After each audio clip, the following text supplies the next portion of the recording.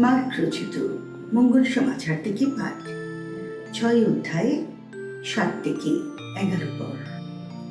যিশু আশেপাশের গ্রামে ঘুরে বেরিয়ে উপদেশ দিতে লাগলেন।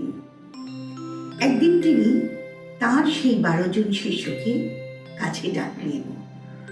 তাদের তিনি 2 জন করে তার দূত হিসাবে প্রেরণ করলেন। তাদের তিনি দিলেন অপবিত্র যত বিদেহী আত্মাকে বশীভূত করার ক্ষমতা। তিনি তাদের এই নির্দেশও দিলেন যে পথের জন্য শুধু লাঠি ছাড়া তারা যেন আর অন্য কোনো কিছুই সঙ্গে না নিয়ে যায়।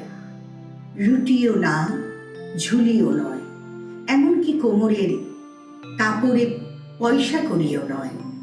তাদের পায়ে থাকবে জুতো, তবে গায়ে একটির বেশি 2 জামা থাকবে না।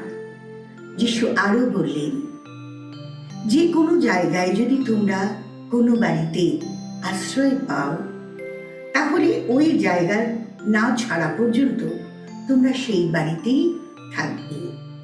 আর কোথাও যদি লোকে তোমাদের গ্রহণ করতে না চায়, তোমাদের কথা না শোনে, তবে সেখান থেকে চলে যাবার সময় তোমরা পায়ের ধুলো ঝেড়ে ফেলে তাদের কিন্তু সতর্ক করে দিয়েই যাবে।